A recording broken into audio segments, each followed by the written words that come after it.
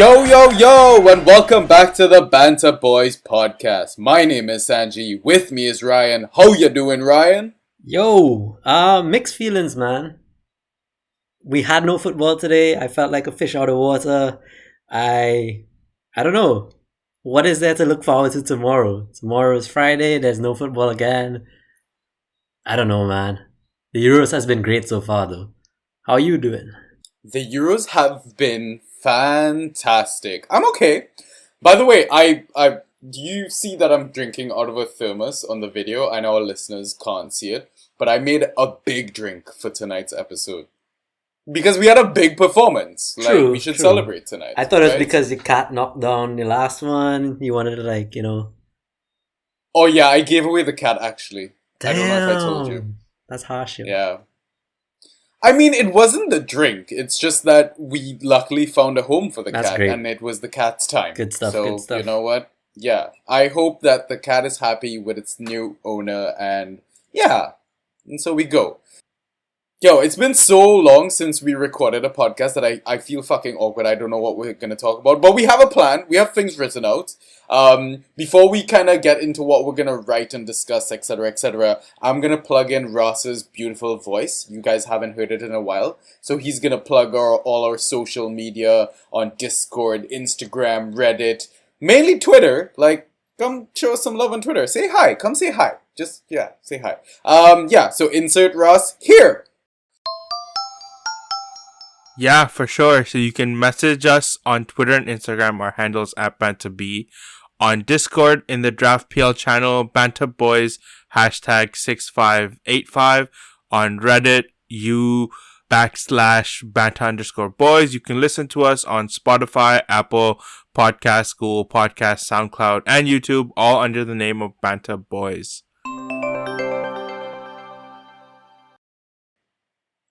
So let's get started, I guess, with our plan for the pod. We're gonna have two halves, right? First off, we're just gonna catch up about, FanTeam, draft, budget, lessons learned, predictions for the rest of the tournament. We'll take our halftime pint, right? Second half, we'll run through some Twitter questions and DM questions. Somebody slid into Ryan's DMs. He didn't get any nudes, but he got some good questions. And then we'll see what our, plans are for round of 16 moving forward into the final. Because we're in different stages right now. It's very interesting. But, I mean, it's better for our listeners, right? They got different things to kind of compare it to. So, if someone's in either one of our scenarios, it works out for them. Yeah, let's get started. So wait. FanTeam. How do you know no one sent me nudes? Oh. Well, I mean, they weren't on the Google Drive. I'm assuming you upload everything you get on the Google Drive. That is true. FanTeam, man. Okay, first of all, if anyone from FanTeam is listening to this, a kind fuck you. I do love your platform. I do love your product. But unfortunately, I couldn't register a team because of some money issues with my country. I don't know. Apparently, you guys don't exist in my country. Why? This should be a thing. You should fix this, because I could have made some money, man. But anyways, Ryo, how did you fare, man, so far? How's it looking? FanTeam has been going great, actually. So I have two teams. One is about rank 1,000 and one is about 1.8 thousand. What is that, 1,800? That's a number. Yeah, I think there are only 36,000 managers. So I'm in the top 2,000 right now. I'm in the money. Payouts looking like a little bit of profit. We'll see how it goes. I think I'm in a strong spot to challenge for top 500 payout, hopefully. Yeah. So we happen to actually get a question on Reddit regarding FanTeam. I don't know. Yeah, so if you want to go through that quickly. There was it was Dave BRL26. He said that we kind of misspoke on our last pod where he told us that in the FanTeam's Euro contest that you have to play your wild card between game weeks 3 and 4. So that's right before the round of 16, and he was absolutely right. So everybody in FanTeam should be on their wildcard right now. This is the only window you have that you can use it. Yeah. And then I believe you get 3 transfers before the quarterfinals, 3 transfers before the semifinals, but you can't make any transfers before the finals. So it's really going to differentiate the rest of the crowd now. Your picks are going to become so important, and you're still limited to just 3 per team. So going into the final, if you don't have 3 from the 2 teams that make it to the final, you're probably going to fall behind. So it's like draft. You just gotta get the nations right. Correct. It's like draft in that sense. Okay. Do you have any sort of... I mean, I don't want to spend time on FanTeam because they told me to fuck off, so... I mean, doesn't that happen every day from random people? Do you have any tips, maybe? Like any hidden gems you think are cheap that, people are overlooking or potentially overlooking, maybe? It's so... I haven't even looked at my FanTeam, like, round of 16 team yet, but I like attacking defenders in that game. The fact that they get, like, 0.6 points for a shot on target. Mela, for example, he just keeps shooting. He can't get enough. Yeah. Fucking love that guy. Yeah. I know. I have him in draft. He's awesome. Yes, he is fantastic.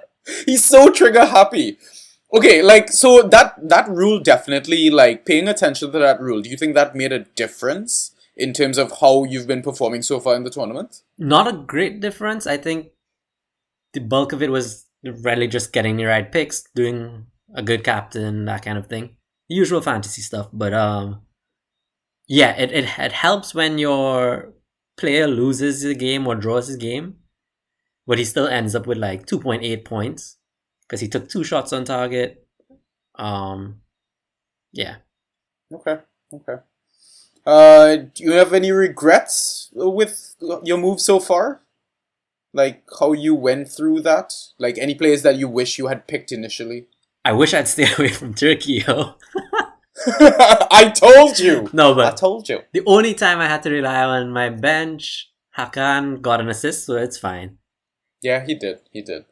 Okay, cool. Alright, so hopefully you end up with some money, man. I don't know what you're gonna do with it. Maybe, I don't know. I might sponsor a prize for the draft league we're running. Oh, whoa! Yeah, yo, we're doing 2 formats, nice. right? The league format and then like the kind of tournament format. That's true. I mean, let's not get ahead of ourselves. It's gonna be like... You know what, though? No, I don't think anyone in our league listens to the fucking podcast anyway. That's true. So... No. no one's gonna hold you to We it. have at least 2 listeners. Maybe somebody does. 2 listeners. Yeah, hopefully.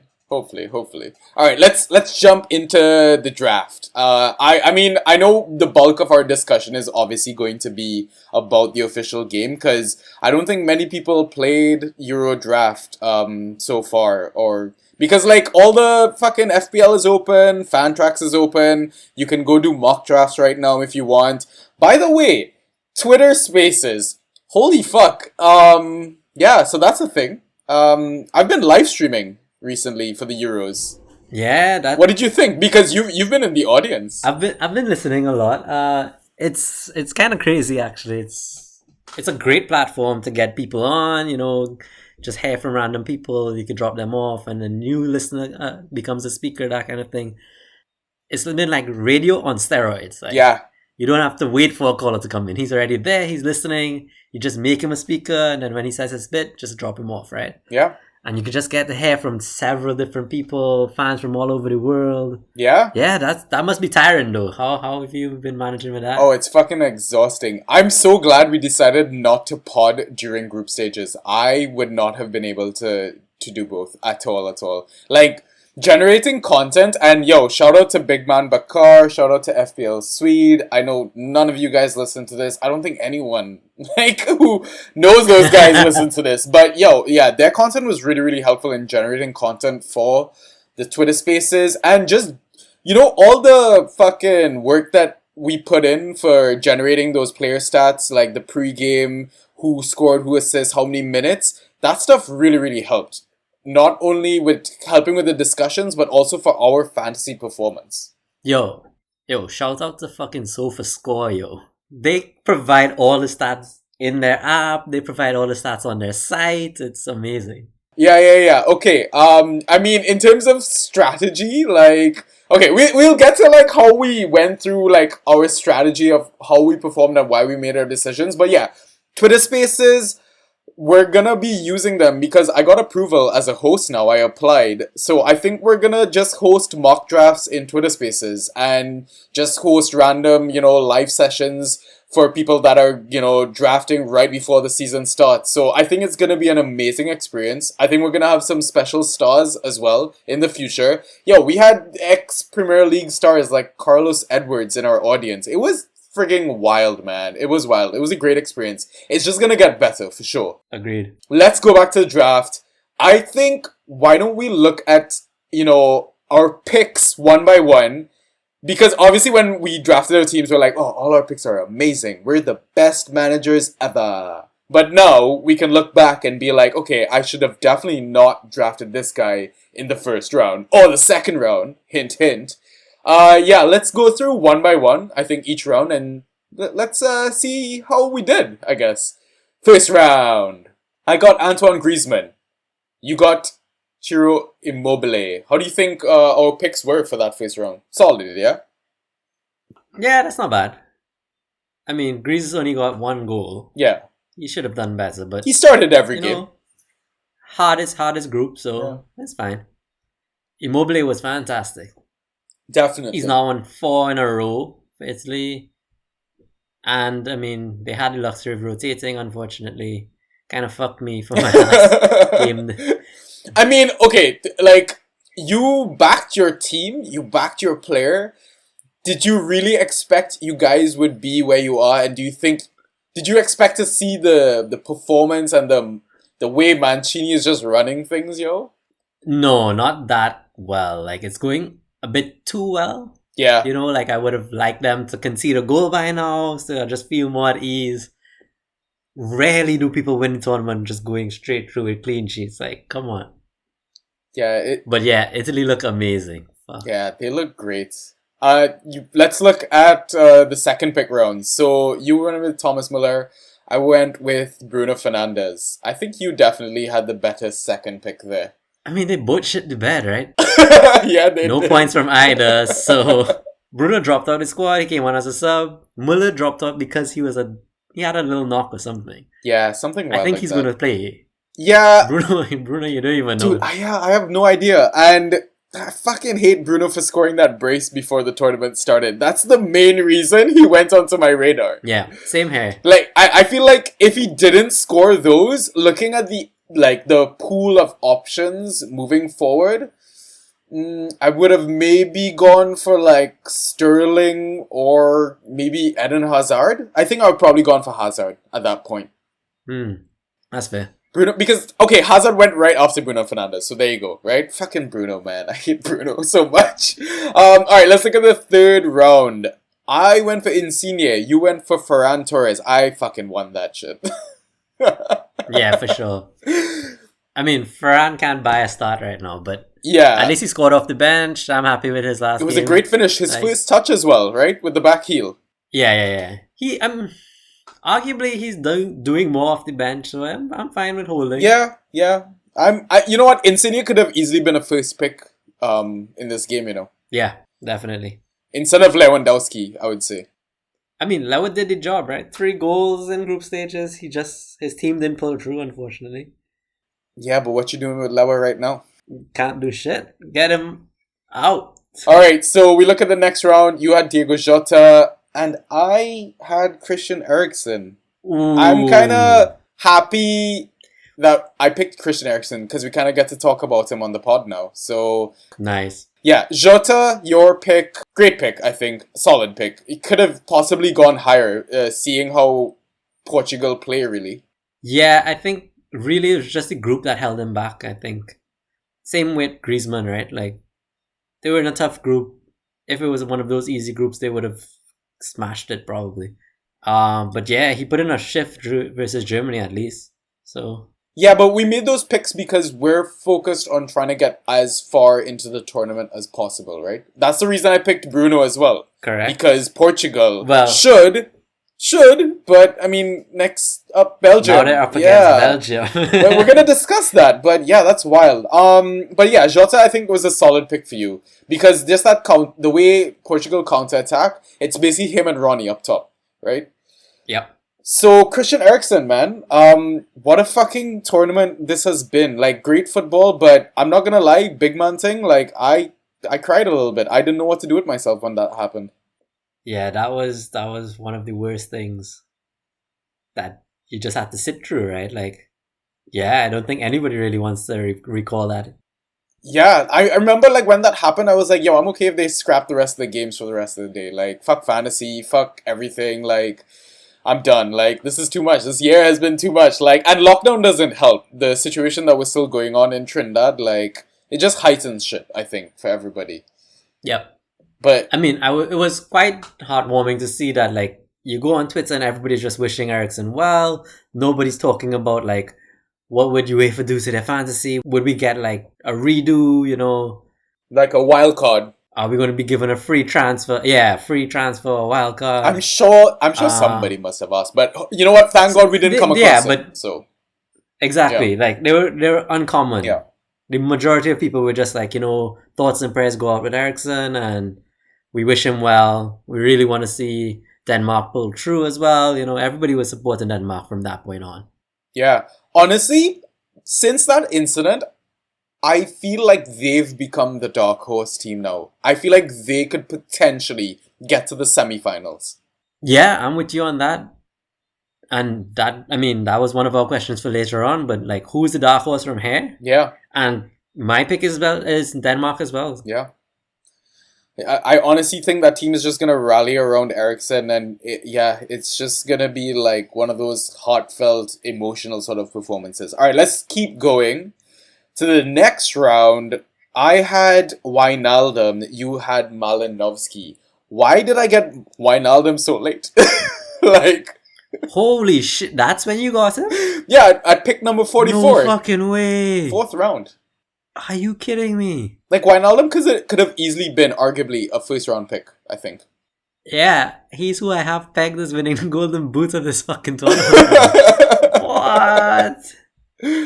Yeah. Malinovsky was a panic pick for me. Unfortunately, I benched him for his only points of the tournament so far, which was that one assist in Game Week 1. He should have absolutely smashed it in Game Week 2. He fucking missed the penalty. Yeah.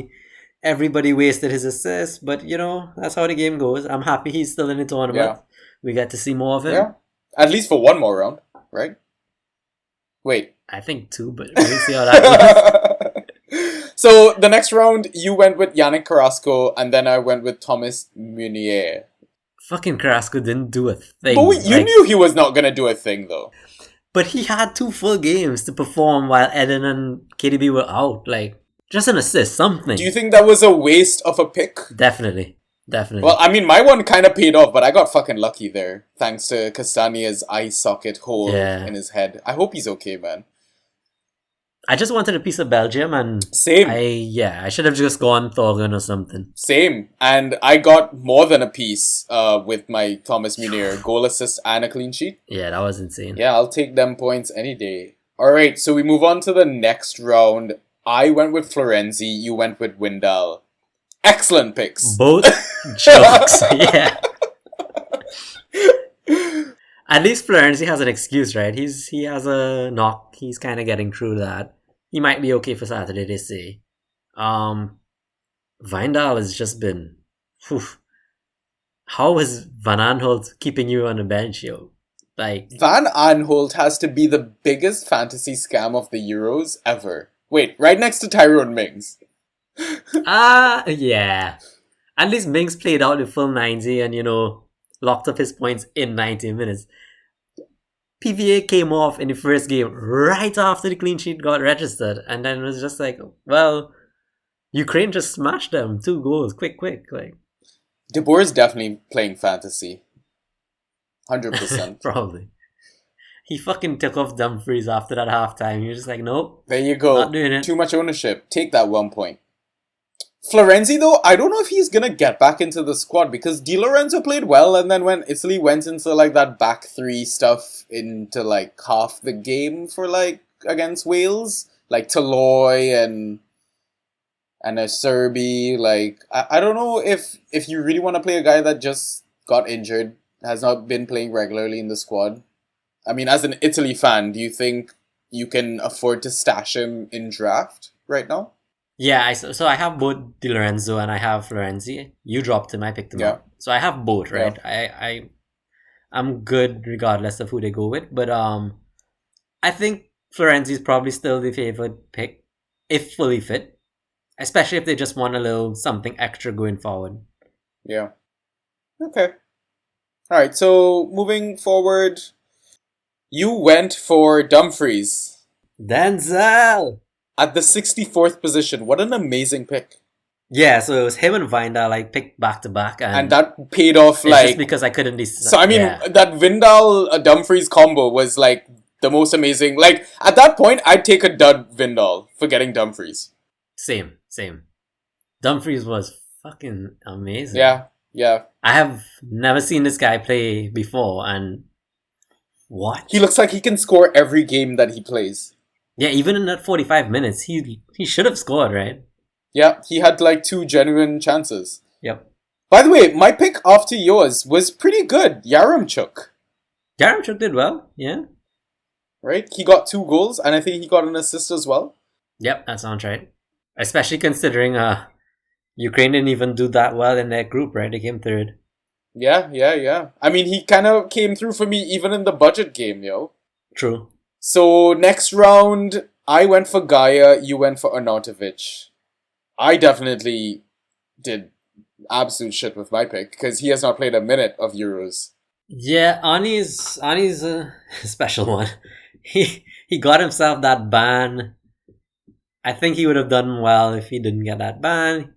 He threw away all his chances on that final day, so, I'm holding him still, but he's on borrowed time. I mean, he is facing your boys in blue, so... Yeah, I'm not starting him. Okay. But you never know what happens in football. Yeah, that's true.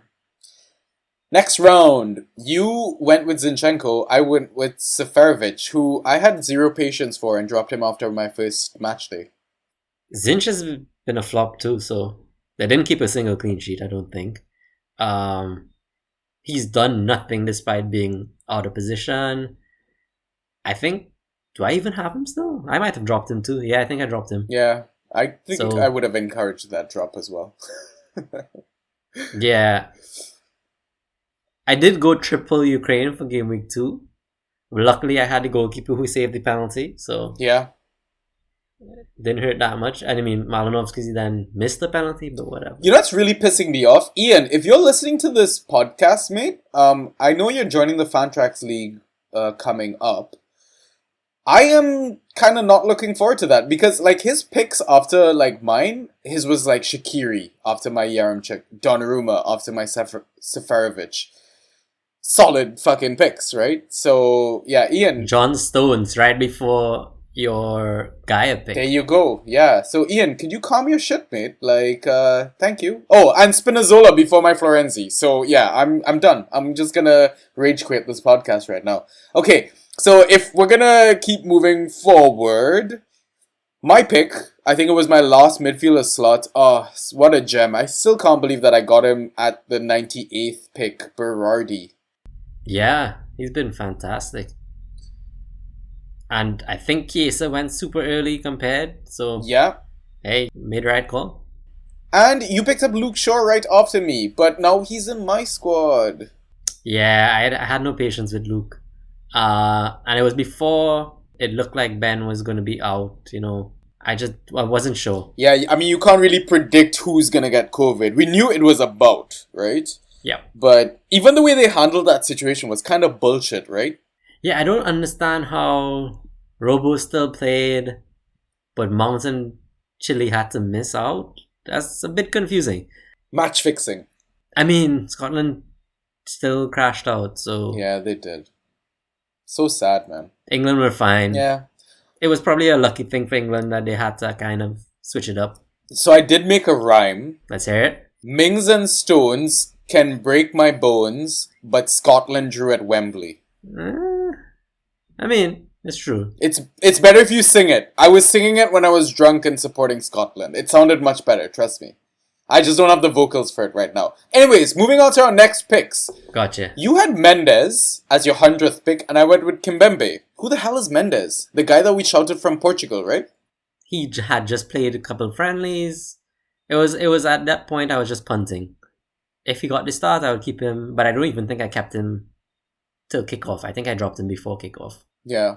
I mean, I got one clean sheet out of Kimpembe, which I benched, and then the other times I think I was kind of forced to start him because my Italy boys didn't play, and then something else or the other. But, I mean, he's played every minute, every game, so I'm kind of happy moving forward. And France has a nice route to the finals, so let's see how that works out. The next round, though, I went with Maele, and you went with David De Gea. I'm super happy with my Maele pick. I was just waiting for him to score, really.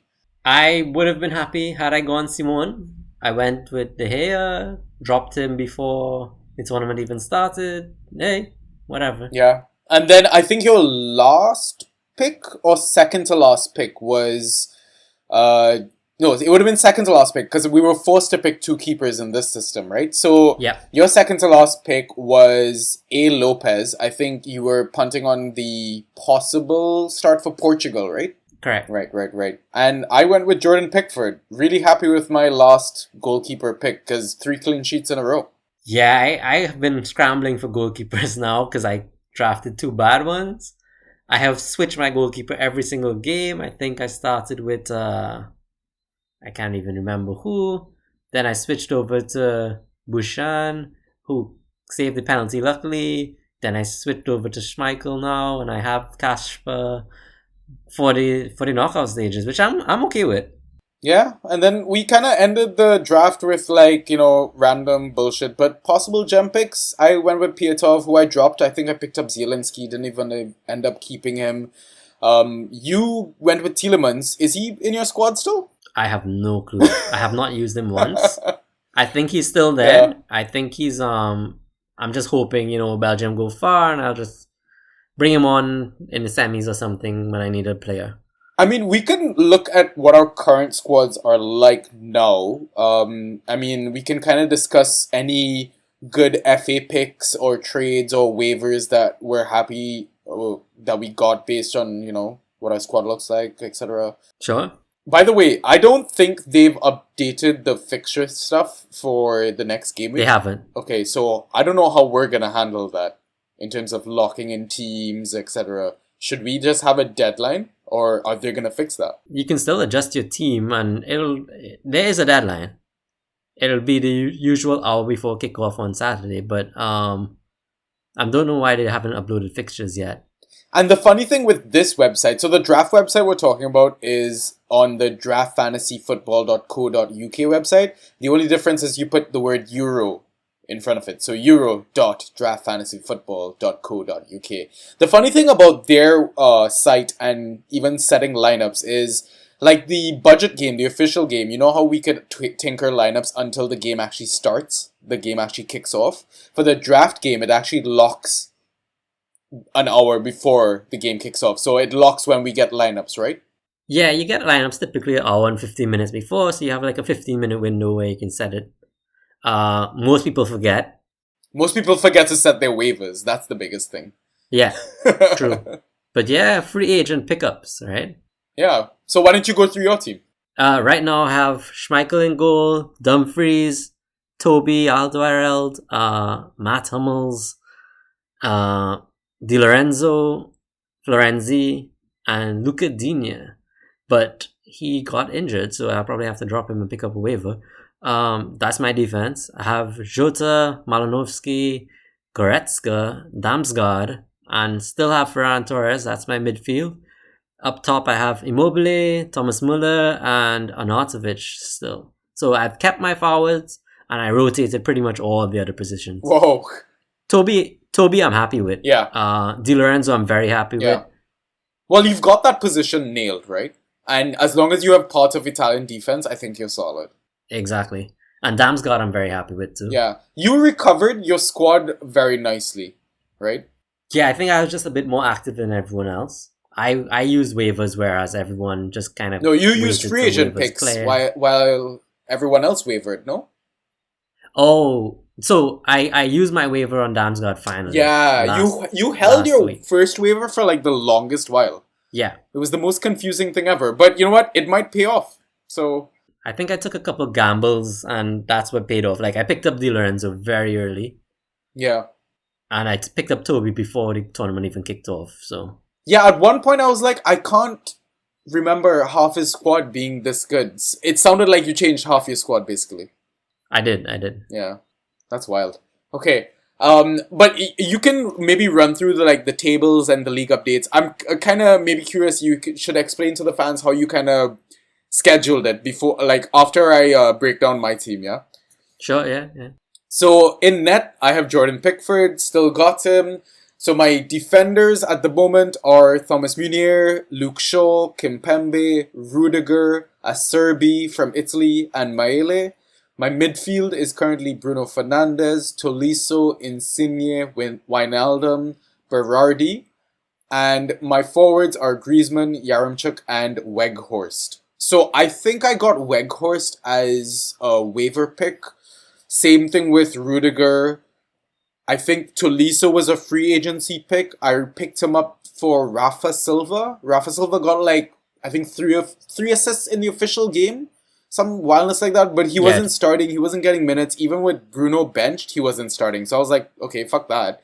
And I got in Acerbi because Chiellini picked up an injury. And I think Acerbi could have a nail spot because him and Bonucci both got 45 minutes in that final group stage game for Italy. And Luke Shaw, I picked up quickly as a free agent because, well, Chilwell and COVID. I think he's going to be nailed. Could be. Are you happy with your squad going into the playoffs? Do you think you can have a good fight, like a deep run? I don't think I can go that deep. Germany look a bit shaky. I think I have triple Germany. So I'm kind of hoping Germany and Italy pull through, but you never know. Yeah. What about you? I think your side is a bit better. Yeah, I'm really glad that I have the triple Italy. I have the triple France right now. I'm okay with dumping one France just because they could potentially butt up against Italy as well. And I'd rather have more Italy at the moment. Yeah, you have double Netherlands too, which is pretty good. That is what I think is going to be the difference maker because I think Netherlands, even though they're going to come up against Denmark, and we think, Denmark could be the dark horse. I mean, Netherlands could also get to the semi-final, right? And that's potentially against England, Sweden, Ukraine, Germany. So I think at most, or at least I'll have 7 or 8 players, I think, going into the quarterfinal, semi-final sort of thing. And I think by then, it's gonna get really, really jammy.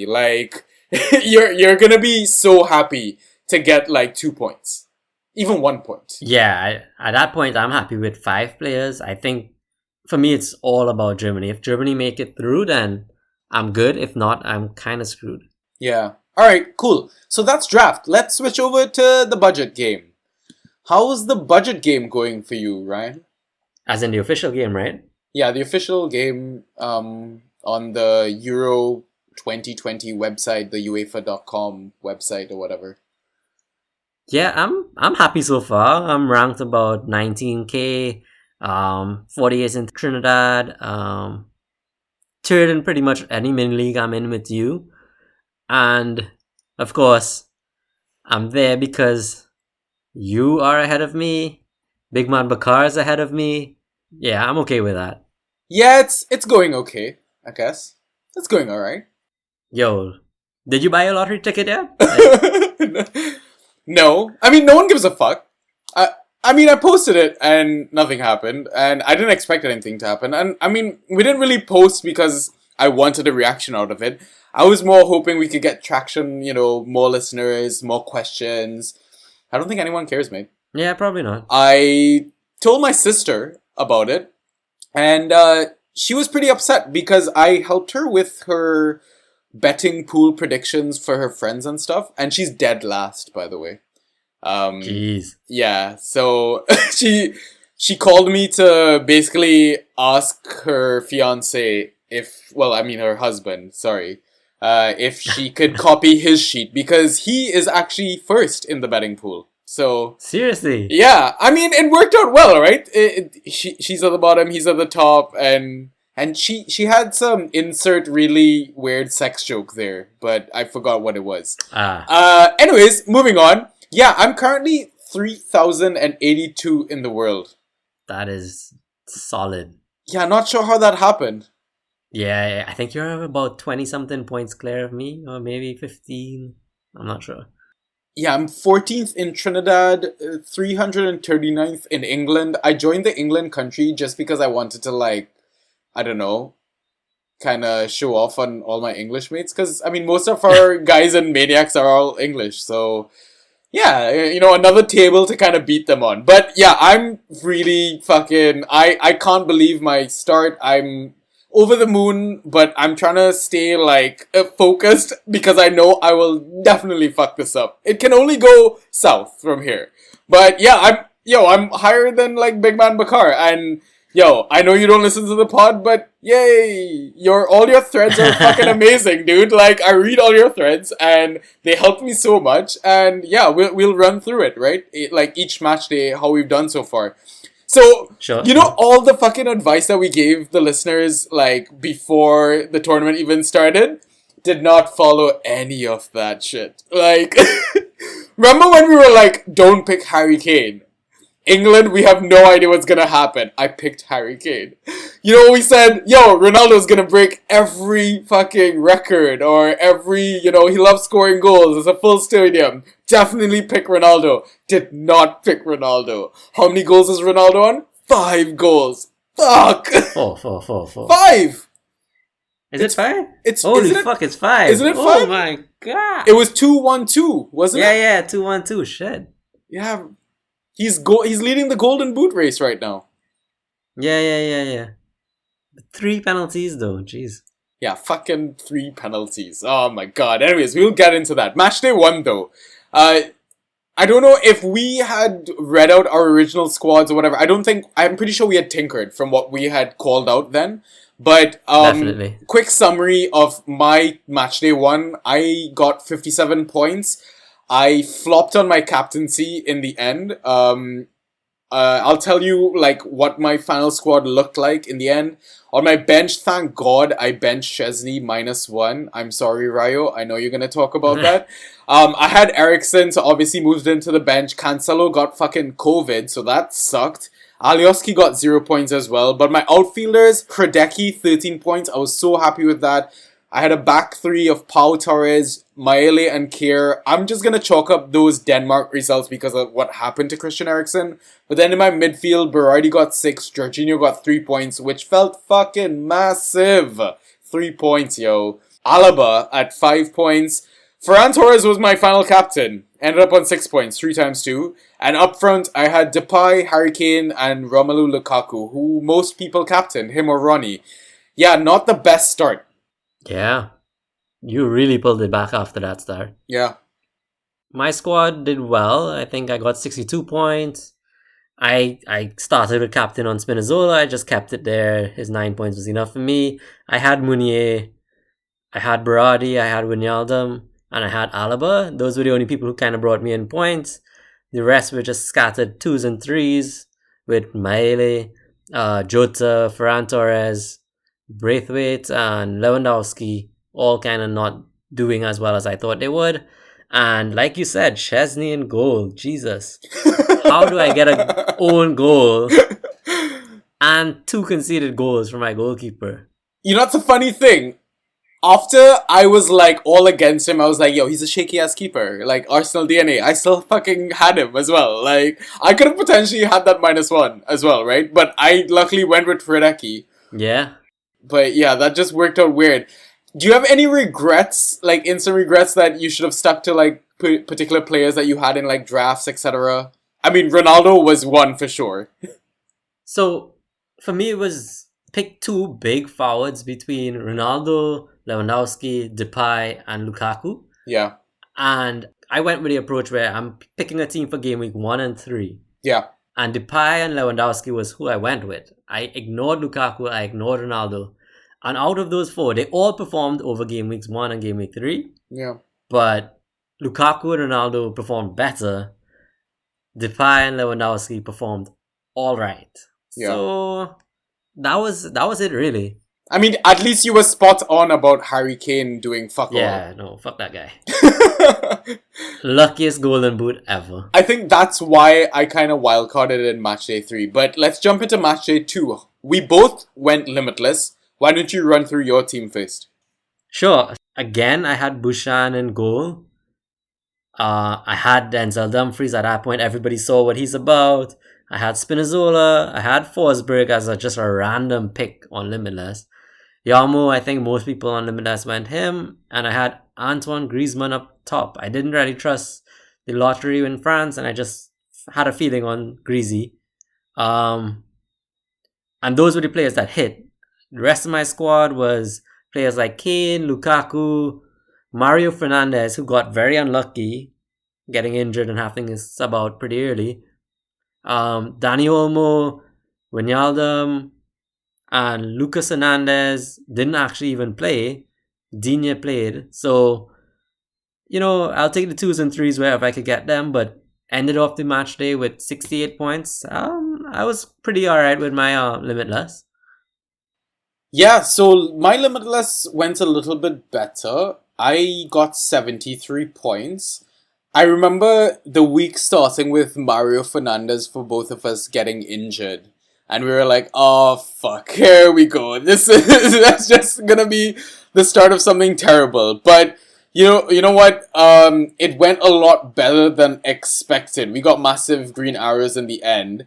I think the team that I had, so on my bench, I ended up with Lloris on the bench. Malinovsky got 0 because he missed his penalty. Like we said, Mario Fernandes got injured. But I was kind of hesitant to move Wijnaldum to the bench because he had 3 points. And I was like, matchday 1, 3 points just feels absolutely massive in this game. Moved him to the bench, and you know what? It kind of hurts slightly in the end. So my outfield ended up being Olsen and net. He got me that clean sheet. I had Dumfries as well. I had Spinazzola as well, right? Those guys combined for 20 points together. But then Jordi Alba and Pavard got 3 points together. But then it gets a little bit better because Insigne, like I said, the 3 points felt massive. I kept that in. Yarmolenko 10 points. Perisic 7 points. I captained him, so he gave me 14. And my front 3 I thought was differential, and they all hit in small ways. Yaremchuk 6 points. Dzuba 5 points. And Griezmann 6 points. Yeah, that was a bold statement to go with those guys on Limitless. I mean, I just went for the premiums, Kaku, Kane, Greasy. I couldn't bring myself to get someone budget on Limitless. But it definitely paid off for you, man. And you know what? I totally get that argument. It's like, why even bother use the chip then if you're not gonna abuse it in that sense, right? But then I got to the point where I didn't want the money to kind of, I guess, distract me from what, are the right picks for that week, right? And I go back to Big Man Bucker's thread. The reason I went with Dzuba was because of what he wrote about Dzuba and him being so central to Russia's attack, and the fact that he had the most touches or most shots or something like that during qualifiers. Like, most big chances. Yeah, sure. Most big chances. So I was like, and you know what? He could have easily gotten more than 5 points in that game against Finland. I think it was the game against Finland. Yeah. So I felt like I got less than I deserved, kind of. But then the reason I went with some random picks like Yaremchuk and Perisic, so the Yaremchuk one was because for some reason I have this habit where the teams that I pick in draft tend to outperform the teams that I pick in budget. I don't know why or how. It just happens. And why I went with Perisic was the data we started to collect throughout the tournament. So if you're not following this account on Twitter, XG Philosophy, go follow him. If you're into this sort of data though, if you believe in like XG, etc., started to kind of look up that data, and I was like, Scotland registered like, what was it, 2.4 or some 2 point something XG against Czech Republic. Yep. And Scotland didn't score a fucking goal. So I was like, okay, clearly there's something wrong with that Czech defense. I'm gonna take a punt. It wasn't going so well for the first half of that Croatia-Czech game because Perisic was playing in the wrong position, yada yada yada. As soon as they make that tactical switch and he goes to his natural left, the guy fucking scores a screamer. I'm like, oh, in heaven. And you know what? Kudos to you for telling me to stick with that captain of 7 points. Because captaincy is so tricky in this game sometimes. Yeah, I scraped by. I had to captain Griezmann on my final day. Luckily, he scored the only goal for France, and I got this 12 points. But I was just so nervous the entire time. I got it wrong every single day before that. Yeah. Despite having Yarmolenko, despite having Dumfries in my squad, right? Yeah. But the good thing is that the information that we read on Twitter, we gotta remember, is just a small percentage of what the overall community is going through. So even though those picks hit and we're like, oh shit, our mates and maniacs have them, we still got massive green arrows out of it, right? Oh yeah. So now we can go into our final day. And we took different routes at this point for different reasons, of course, right? Yep. So I targeted game week 1 and game week 3 from the get-go. So I just had to kind of back my decision there. And I took a hit in order to save my wild card. I just felt like seeing Spinazzola, seeing Berardi not make the starting lineup, and then knowing Cancelo was already out for the tournament, I had to change those 3, and once I changed those 3, I was comfortable keeping my squad. And I'm so happy I did. What did you have to do? So, I didn't really like my matchday 1 squad coming back into it. Because I wasn't sure if Lukaku was going to play that final game. Harry Kane looked like trash. I mean, I was okay with Depay. Ferran Torres, I wasn't sure he was going to start. Berardi wasn't even in the squad. If I looked at the double up of Maele and Kier, I didn't like that going into the final game. Pau Torres didn't even make the squad for the final game.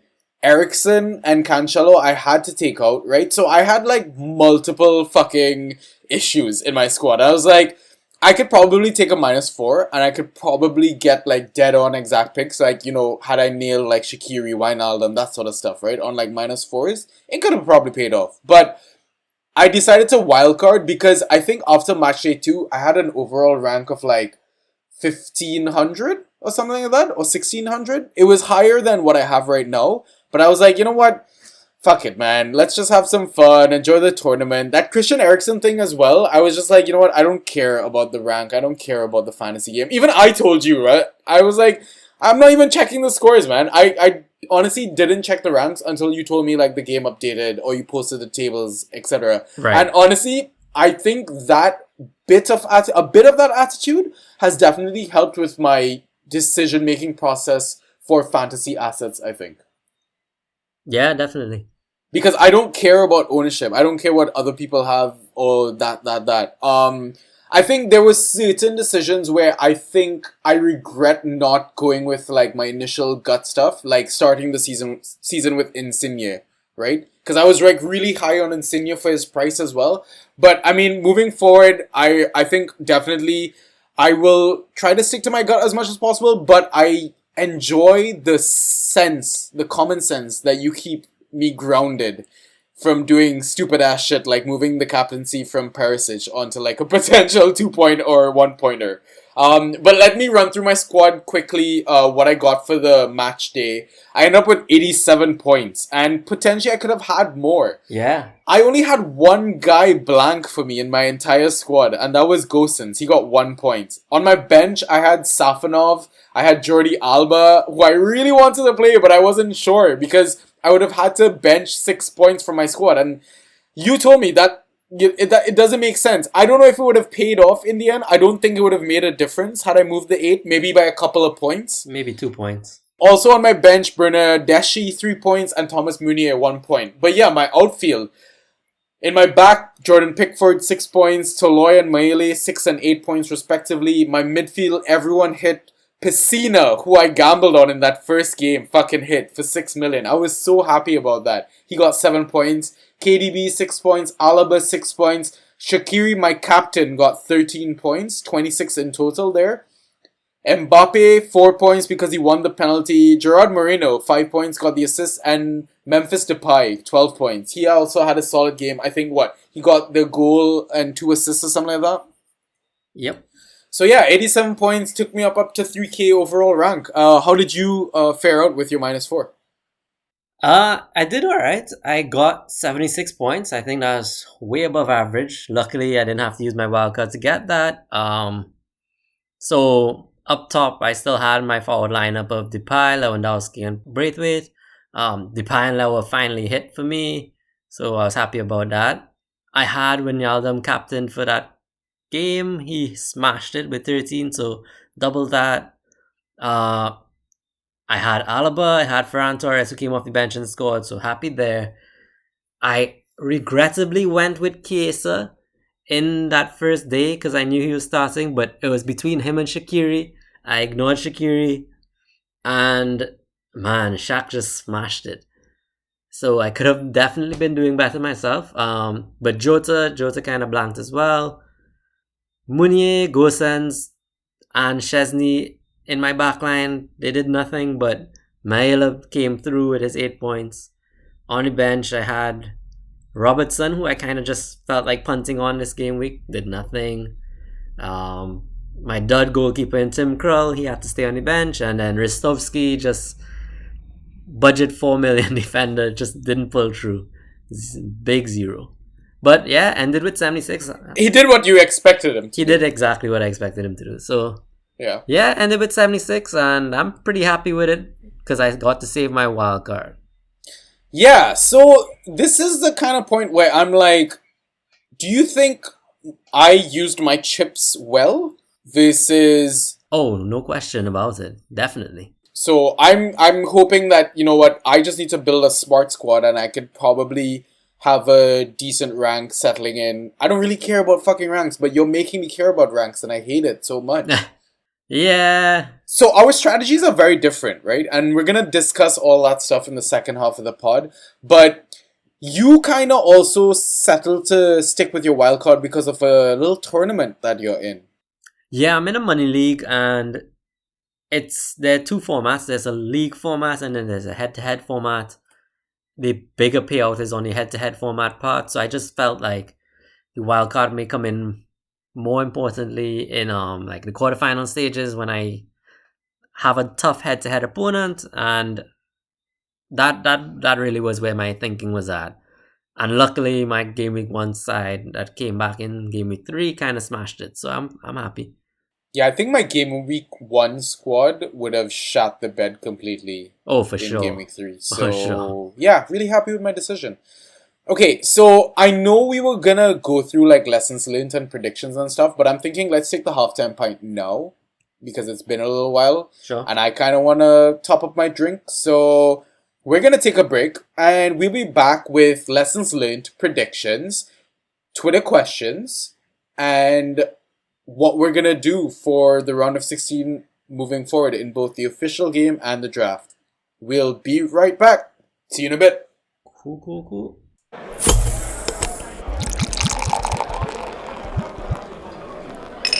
And we are back. Okay, so let's jump right into lessons learned and predictions. You had a couple things jotted down. So, biggest upset. Is this in terms of like fantasy, overall, like tournament, Euros? I was thinking more the players, but anything really. Yeah, not so much fantasy at all, just general. Okay, first thing that comes to mind, I don't think it was really a surprise for me, but I think general public, Turkey. Yeah. What a fucking letdown. That they just did not show up to play. Yeah. That was just awful. Yeah. Happy they went home. I don't know if you saw like the images of like the jokes about the dark horse. Half the horse looked properly drawn. the other half looked like a 2-year-old drew it. Yeah, I saw those. Yeah. That was great. Yeah. For me, biggest upset. Yeah. I mean, that Denmark-Finland game was just a shocker, really. Like, Yeah. how can you bring players back after that and expect them to actually perform at a certain standard, right? What would you have done in that case, though? Because they were saying how it didn't make sense for them to like come back and play the next day, because they were saying, how are they even gonna be able to sleep properly and recover properly for the next game? They just kind of want to get it over with, you know? Yeah, so they were given two bad decisions, like two bad options, right? You play it now and no state to play it, or you get no sleep and you come back tomorrow and play it. Like, I mean, at that point, what do you do? Yeah. They probably should have been given a better option than one of those two, but I mean, in terms of upsets, if you want to look at like results, Spain drawing 0-0 on the first day and looking like they weren't going to be a scoring team, even in match day 2, up against Poland. Another big upset, Hungary's draw versus France, I would say. Big upset for the bookies there, maybe. yeah, definitely. I think it was upsetting that Hungary didn't hold on. Yeah. um, There was a stat going around, I think, that in that group, and I've heard on multiple podcasts and on tweets, like, apparently they were the team that I think was ahead for the most minutes or was behind for the least minutes in that group. So like that game, so like that game against Portugal, right? They conceded in the 84th minute or something like that. Yeah. And they didn't lose their other 2 games. So in that group, they were like the only side who were losing, in a losing position for the fewest minutes. Wow, that's crazy in truth. Crazy stat, right? I know. Because they went up on France fairly early and they kept on top for a while. Yeah. Greasy's goal was late. Yeah. Another upset I was really happy with was the English upset when Scotland drew 0-0 at Wembley. Yeah, I fully expected that. Yeah. I mean, I wouldn't call this an upset, but I was really upset that Slovakia basically bent over and took 5 goals from Spain. To be honest, I don't know Slovakia's lineup well enough to know if they rotated there or not. Yeah. Yeah, that was disappointing though, for sure. Any other disappointments for you? Upsets? No? Yes? No? So, it was disappointing to have to watch Morata play 3 games. I just kind of forgot what he looked like because he left Chelsea and I didn't have to follow him at Juve. Man, that was bad. You say play 3 games. I can't believe he started 3 games. Yeah, so I don't know why I'm surprised, but I'm surprised he's still that much shit. Like, didn't you say that the only target that he can hit was... Okay, let me not make that joke. he had a great season though, right? So, I mean, I get it. Yeah. Oh, man. What a terrible... Yeah, the penalty miss, even his rebound miss from Moreno's penalty, missing the open net. Oh, that guy is atrocious. Yeah.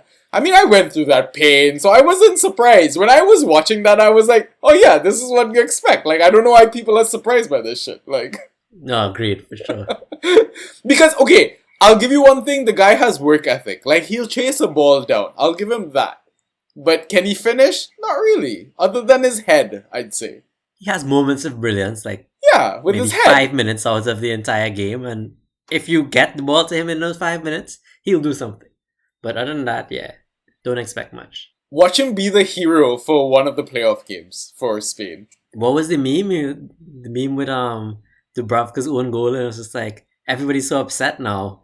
That goal went off Dubravka. They didn't get to see how Morata messes this up. Like, yeah, I know.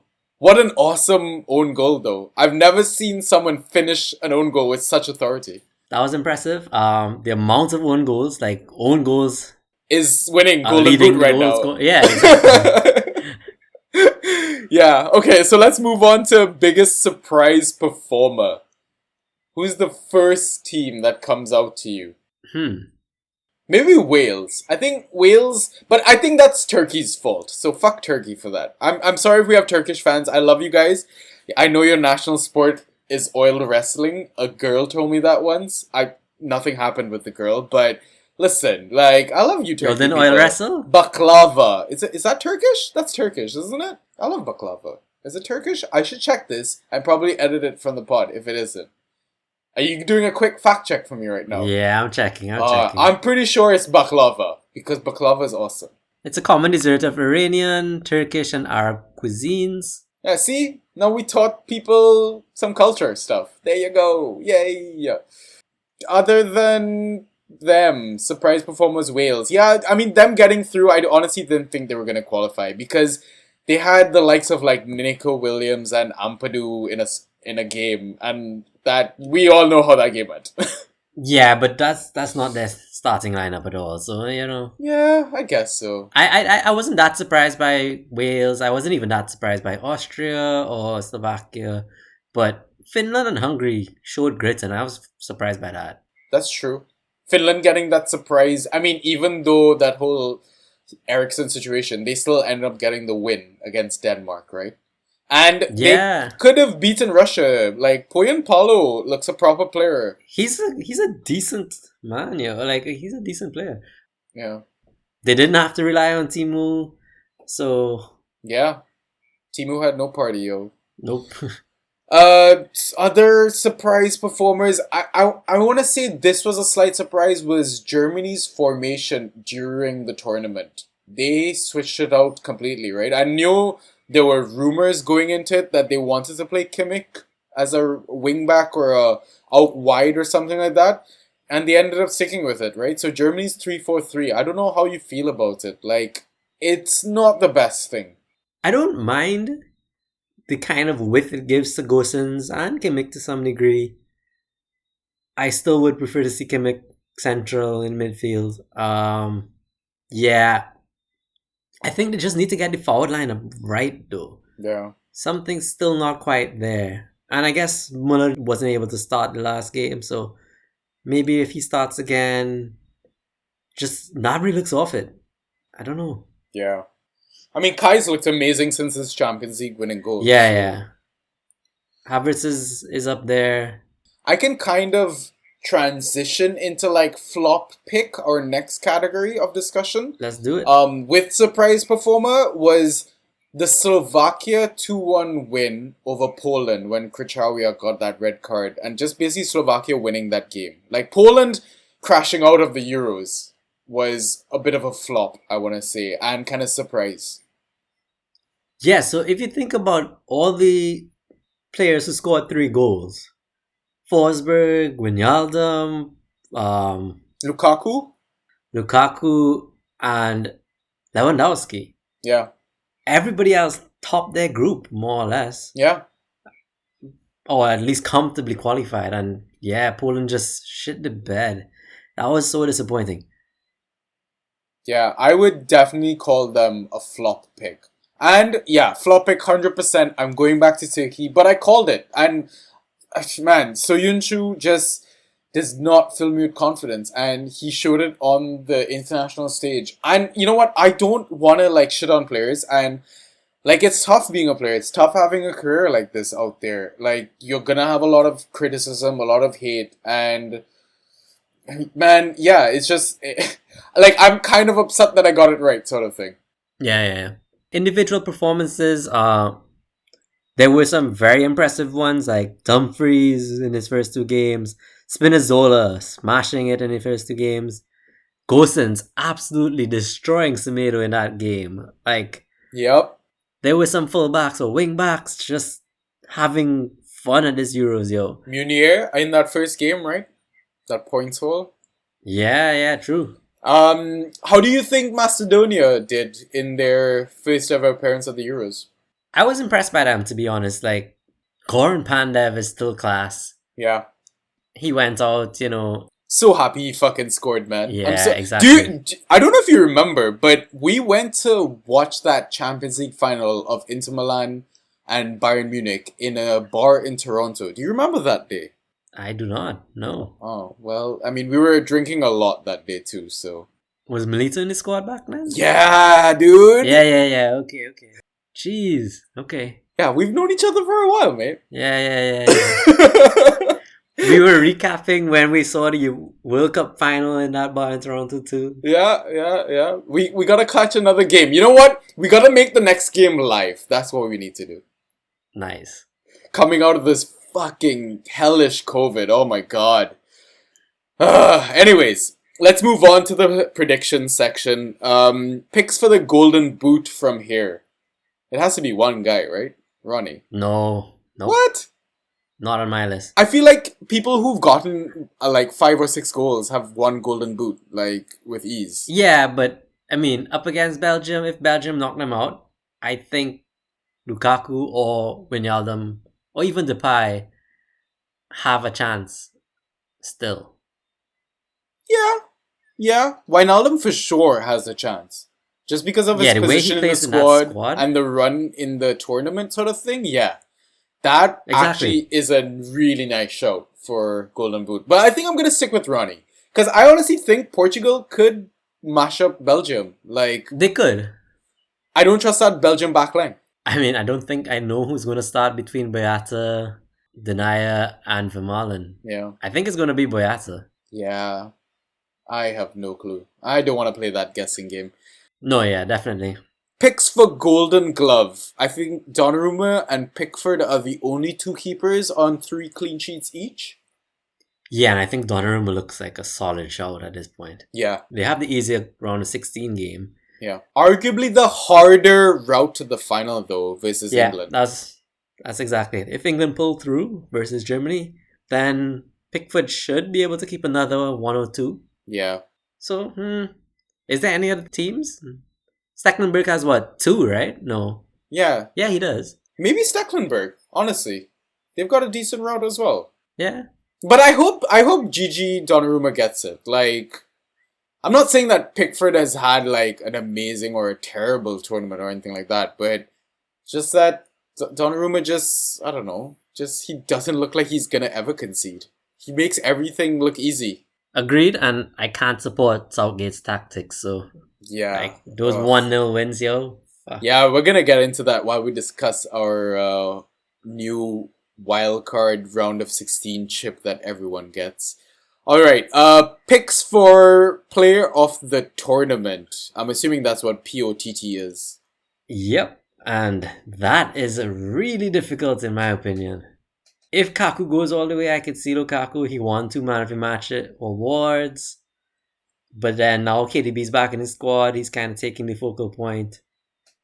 I mean, 7 key passes in that last game. Yeah. KDB was just on it. Why am I talking so much about Belgium? I have no idea. But like, who kind of deserves a player of the tournament? Is it somebody that ends up winning, ends up going far? Like, who tends to get it? Like, do we know the previous winners are? Can we pull up the previous winners? So, I'm thinking like Modric, I think. Wesley Schneider, I think. I mean, I'm just rattling this off the top of my head. Let's see. Player of the tournament. Last time was France, so I think it was Griezmann. I'm just looking at the round of 16 teams, and out of everyone that's kind of like wowed me, I mean, I can kind of try and pick like who. Maybe, I mean, Ronnie has to get a shout, right? 5 goals so far. Sure, yeah, definitely. I think Wijnaldum gets a shout just because I love how he's been playing for that team. Definitely. I think maybe Kier for what he did for Christian Eriksen and how he just... No, that wouldn't come. Yeah, but is it not like a People's Choice Award, or does UEFA just use all their corruption to pick somebody? I think it's UEFA's choice. I mean, other than them, I don't think I'd pick any like standout performers. Like other than Wijnaldum and CR? I mean, if KDB goes far, KDB look... Oh my god. Can we talk about... KDB looks like a machine right now. Like, he's never been injured. Like, he's so upset that he lost the Champions League final, which he did. But, yeah, he looks on it, mate. And 12 million in FPL right now, if I'm not mistaken. Oh, yeah? Okay. I mean, that's still higher than last season, I think. He was 11.5, right? So, yeah. But worth it, for sure. Yeah, I mean, if they get Harry Kane. To be honest, Jorginho has a decent shout at it. Like... Yeah. Player of the tournament, that is. Yo, I was actually thinking Jorginho when we started this question, but I was like, no way. You're not gonna agree No, with yeah, that. he's definitely there. Like, I mean, despite the shit he gets for like his lateral passing and stuff, it's undeniable that he was a big factor in Chelsea winning the Champions League, and he's still a solid factor in Italy keeping those clean sheets. Like, you saw that run where he backed up the defender in that last game. I can't remember which defender, but He had two big moments. I remember that Wales had like great passing in the final third, and he like managed to get in between the passing lanes, win the ball, Yeah. and win the foul. And it was like in your box, I think, that he won the foul, right? It was in the box, definitely cleared up the defense. And then I remember Ramsey had like a shot on goal or a chance to shoot on goal from like the set piece, the corner that they took. I think they took it short, and Jorginho like intercepted the shot or like the Ramsey chance. But yeah, he definitely had two pivotal moments in that 1-0 win. Yep. Last couple Golden Ball winners for World Cup was Luka in 2018, Messi in 2014, Diego Forlan in 2010, Zidane in 2006, and Oliver Kahn in 2002. So people that carried their teams then. Pretty much, yeah. So like Luka clearly was the ones that took Croatia to the final, right? Oh, dude, then Wijnaldum all the way. Okay, so I think now we can move on to the last one you had noted down for predictions, the dark horses from here. I think we kind of touched on that already, right? Denmark. Netherlands. Are they dark horses though? I think so. I don't think people would have tipped them to get to the semi-finals, potentially a final. I mean, they could come up against England, right? And it's England, so They were on my semis list, right? yeah. Okay, so now I think we can run through those Twitter questions. Ryo, can you pull them up? Sure. So, first question from Natty. Oh, so Tals at Tals 1989. Yo, big year, but I'm gonna stop you right here. Taylor Swift did it better. Big up the person too. When are you guys planning to use your wild card? I'm thinking at the quarters, since we only have 3 transfers then, and I still have the option to play it. Also, so Italy versus France in the quarters? I don't think they can meet in the quarters. I think they can meet in the semis. Oh yeah, it's definitely, yeah. They can meet in semis. So, yeah, potential semis for sure. Yeah, because I think I have that written down in my prediction sheet at the moment. So when are we planning to use the wild card? I already used it, Nat. Sorry about that. Ryo might be able to help you out though. Ryo, when you thinking to use that? I am definitely thinking after the round of 16 is done, right before quarterfinals. Round of 16, everybody else is going to have to be thinking long term what players are going to stay in the tournament. For me, I'm just thinking about what players can smash it just that 1 week. Yeah. Knowing that I'm using my wild card right before the quarterfinals gives me a bit of more freedom to like, I could pick Yarmolenko and not think about, what if Ukraine go out? Like, I could pick one of Yarmolenko and Forsberg, and you know, whichever one stays in the tournament, I don't care because I'm going to wildcard the other one out. So that's when I'm using mine right before the quarterfinals, and it just lifts a burden off my shoulders that I'm now focusing purely on 1 game week with my unlimited transfers right now. Yeah. Okay, well, it sounds like you guys will probably have a similar plan. Natty, don't worry, we'll drop you that link, yo. We'll sort you up. Yeah. Alright, next question. So we got a couple of questions from fans through WhatsApp mainly. So Ian, who's in our draft league, he dropped this one. Who's the biggest differential for round of 16 only? And if you were thinking more long term, who's the biggest differential for longer? I think Germany. I guess the question is probably targeting it at an individual player though. So who from Germany would you think? I think Muller, since he hasn't like performed yet. I feel like he's due, but I feel like Kai is just attracting all the goals right now. Kai is up there. I think Gnabry really has to turn it on at some point. But they both keep getting subbed. That's my problem, and I don't Yeah. like that. Yeah. For me, the biggest differential right now is Damsgaard. Yeah, Damsgaard is a nice differential. I really like that next fixture for Denmark and his price point. I don't think he's going to be well owned. People aren't even aware of who he is, probably. I've got two other Danish assets that I think could be differentials if you want to punt on Denmark. Is one Vass? One is definitely Vass. Yeah, definitely. Okay. I mean, corners, I think he can easily get assist from a Christensen header or a Vestergaard header, right? Yep. Those guys are towers in box, right? And Christensen nearly scored from the set piece before he had that screamer of a finish.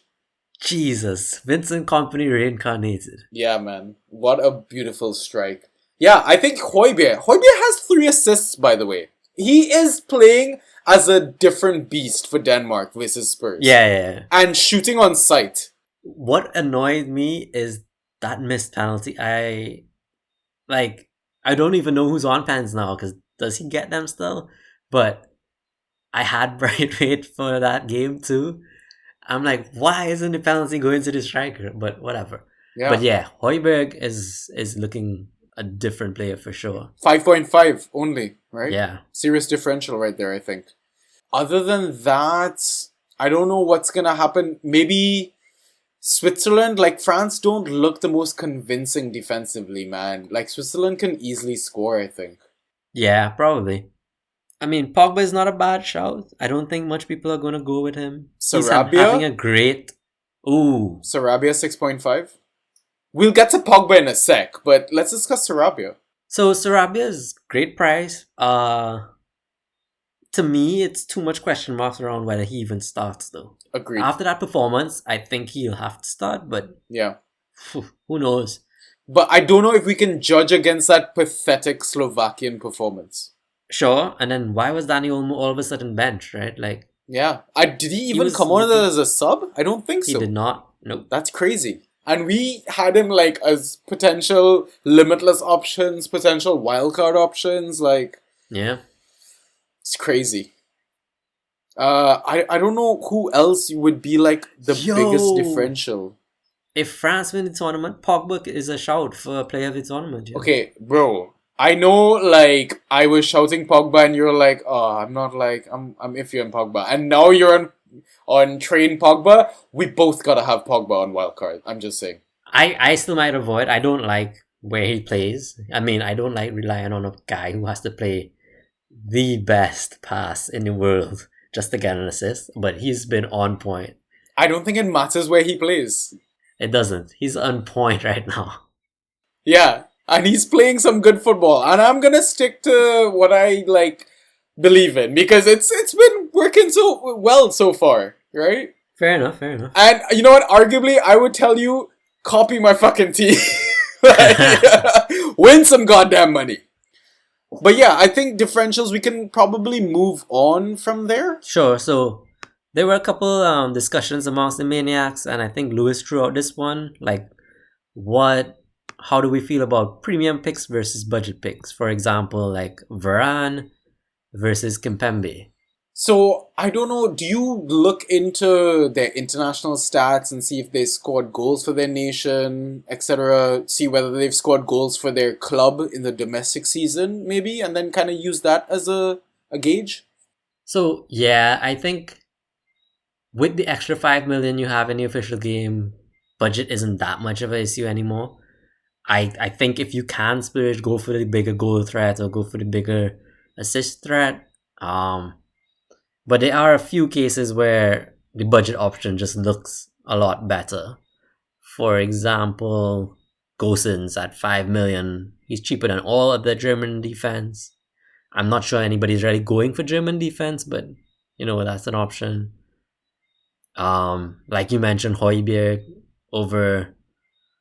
I mean, Damsgaard is just 6 million, but over Alaba, for example, I don't see Austria doing well against Italy. Højbjerg is a great budget enabler for your team. Yeah. He's in one of my drafts right now. Yeah, I don't know. Like, there's the debate. I think it depends on your plan, right? I think It you does. can probably afford to go premium route because you still have that wild card. Yeah. And because I don't have any escape routes, I'd probably go cheap route. Maybe save a little bit of money in the bank in case I need to make, one-time moves, upgrades, etc. If there's any surprise exits in the tournament. True. Yeah, so like the easiest budget versus premium pick I could think of is like Gerard Moreno versus Murata. Yeah, even if Moreno was more expensive, I'd still go Moreno over Morata. Exactly. No question. Oh man. But Moreno is definitely underpriced. Oh, for sure. Yeah.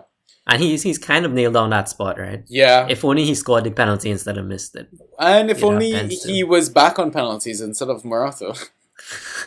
Well, I doubt he takes the next one. Who does take the next one? Busquets? Like, Wait, by the way, did Dubravka end up on positive points? I forgot to check in that game. he must have. He saved Because the of the pen, penalty save, right? Yeah. and then But he conceded 5 gave goals. an own goal and 5 goals. So that's like what? -2 for the own goal, -2 for goals conceded. He must have saved at least 3 shots. Okay. Yeah, he must Okay. have ended positive. What a hero. Okay, let's move on to our last question. And the last question coming in from Andrew on WhatsApp. He said, "We're having an interesting Euros. It's more that we're seeing the big teams with tons of options are struggling, whereas less talented teams on paper or less teams with less depth, they have a clear game plan because they have a clear starting 11 and they're being more successful, or at least consistent. Look at Germany and England versus Netherlands, Italy, and Croatia, right? Guess it can be said that both England and Germany are underperforming.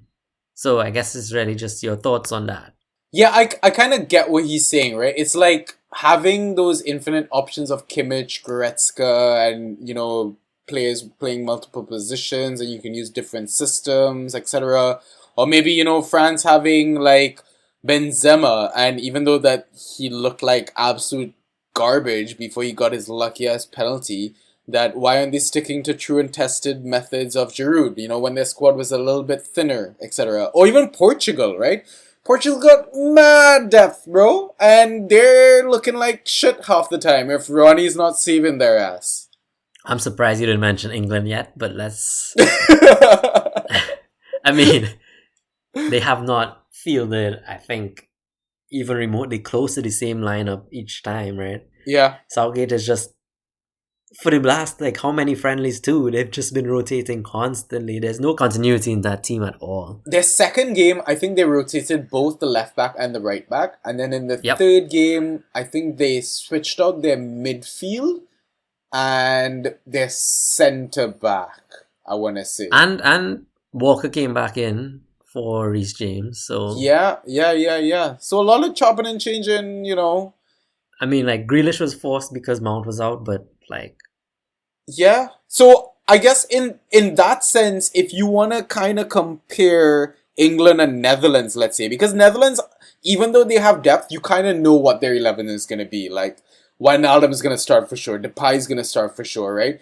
Good chance Weghorst or Malem starts for sure, right? You got Dumfries, De Vrij, De Ligt, Blind, right?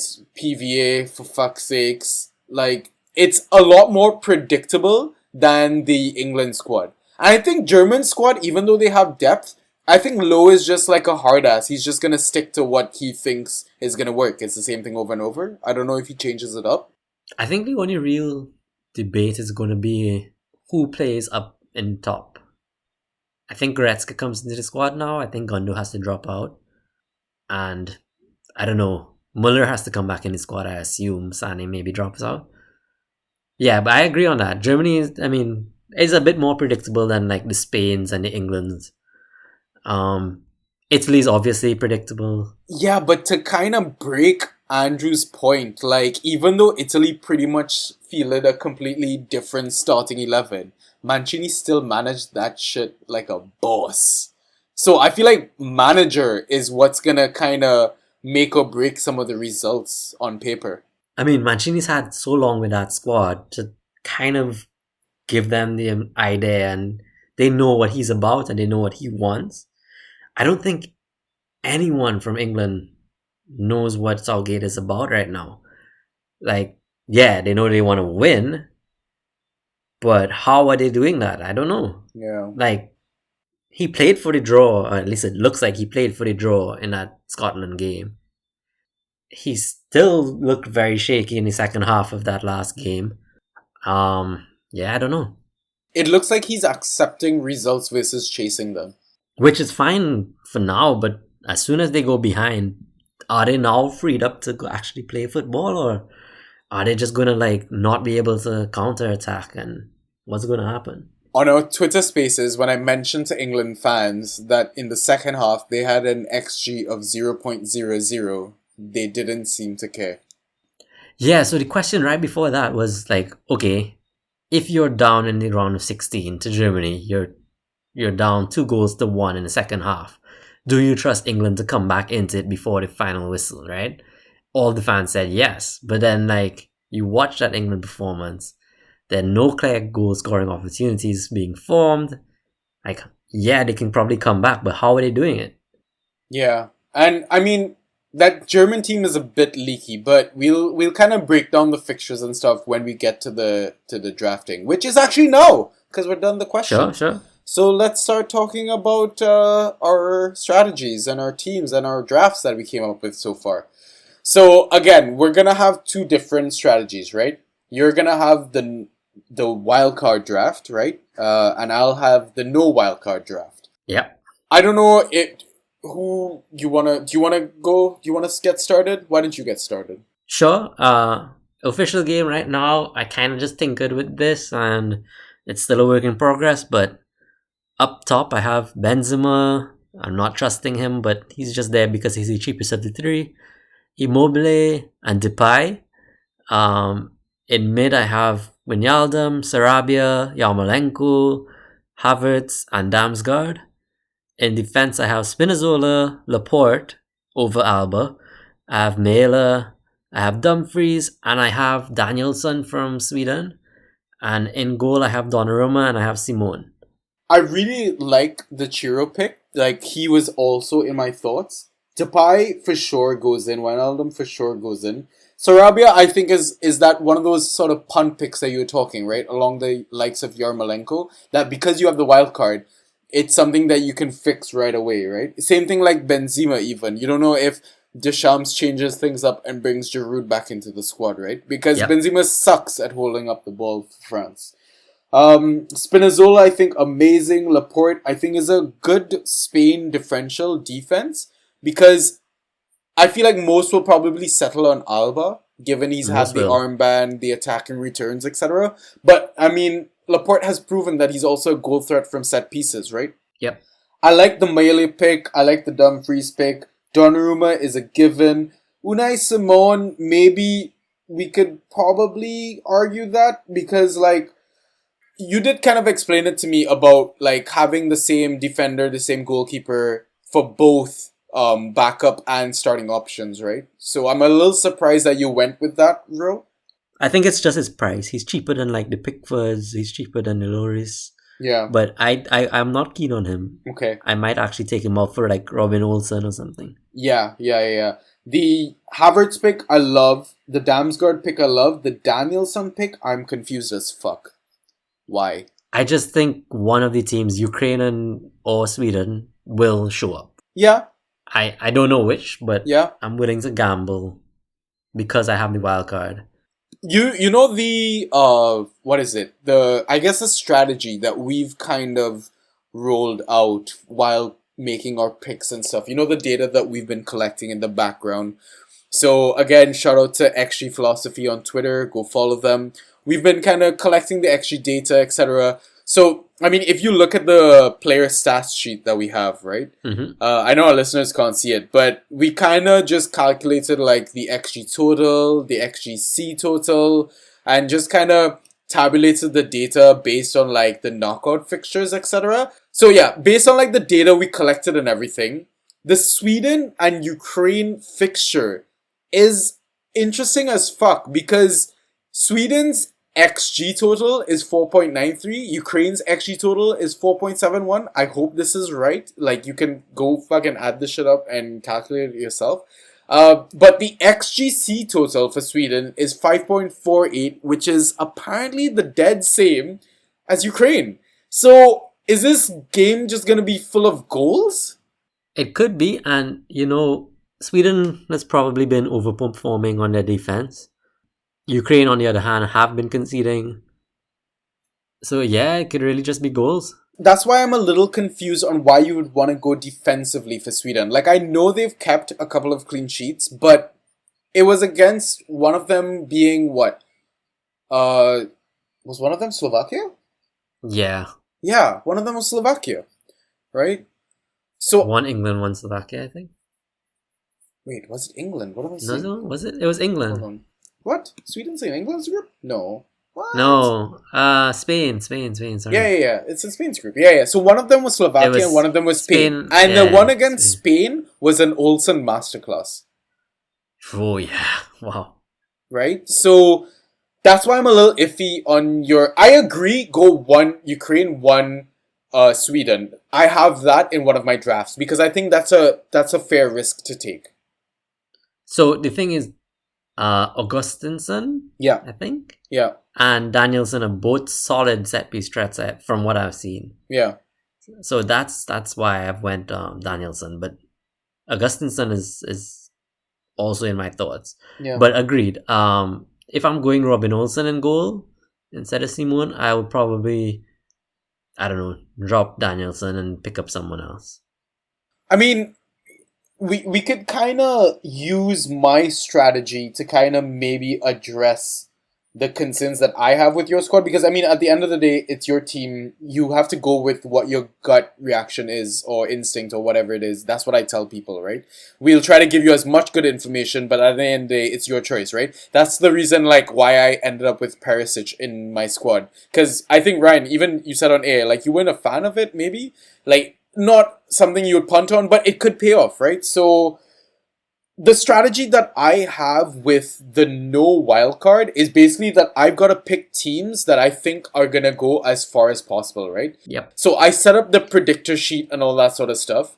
And there's also fixtures that I'm going to target, teams that I'm going to target, but also fixtures that I'm going to avoid and teams that I'm going to avoid, right?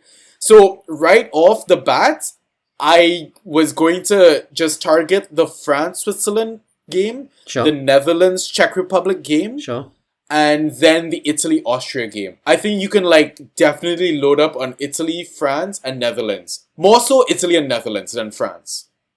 Agreed. And I think you can go on the max limit maybe 4 each, right? And the fixtures that I kind of wanted to avoid were like England, Germany. I have no idea how that's going to go.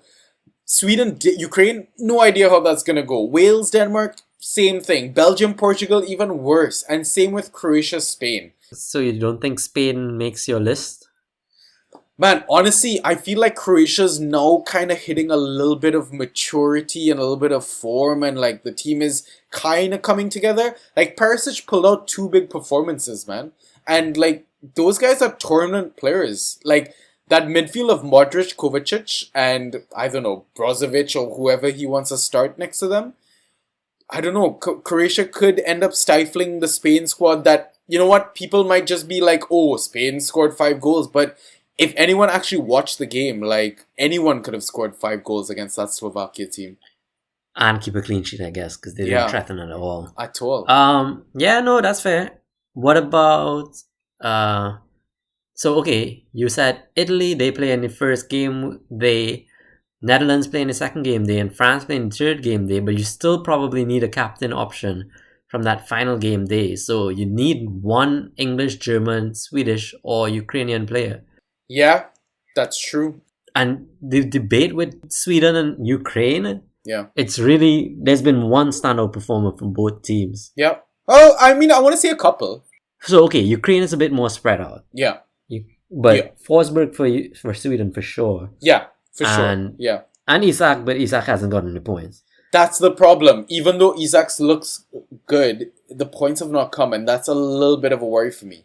Yeah, so I kind of just put him in my team actually, just as a punt. But Yeah. uh, So I can run through the drafts that I made. I came up with 2 drafts. And they're kind of similar, kind of different. One of the drafts has like KDB in it because I was like, maybe I should stick in an expensive asset somewhere in case a team gets dumped. I can make an easy transfer across and not kind of waste a move just trying to make money for another spot, sort of thing. So the first template I'll run through. The forwards are Memphis Depay, Moreno, and Yaramchuk. The midfielders are Pogba, Wijnaldum, Forsberg, KDB, Insigne. And the defenders are Was, Bonucci, Dumfries, Spinazzola, and Mele with Gigi Donnarumma and Stecklenburg as my goalkeepers. again, to me, there's a toss-up between Forsberg and Yarmolenko. But if you're going Yaremchuk up top, then that makes sense. You're kind of punting on one or the other. Yeah.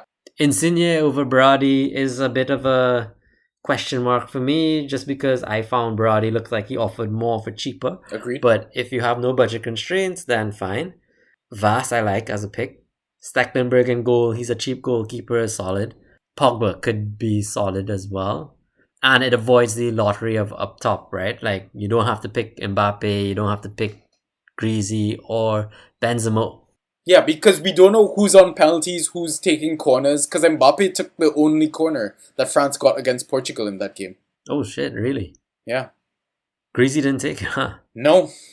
So we don't know who's on pens, who's on corners, who's doing what. So that's why I was like, just go Pogba and hope that he feeds any one of those 3. So I like the triple Italy defense as well, but I think you need a contingency. In case Austria scores. Yeah. So like double Denmark and triple Italy is a bit too much in one basket. Yeah. Because Wales could easily score as well. Yeah. Yeah, so the second template that I have, kind of similar, kind of different, just the price, the money went into the forwards more. So up top, I've got Depay, Yaramchuk, and Cristiano Ronaldo. In midfield, I've got Wijnaldum, Berardi, Pogba, Højbjerg, and Forsberg. In defense, I've got Alba, Bonucci, Varane, Spinazzola, and Dumfries. And in the nets, I've got Donnarumma and Stecklenburg. Comments on these?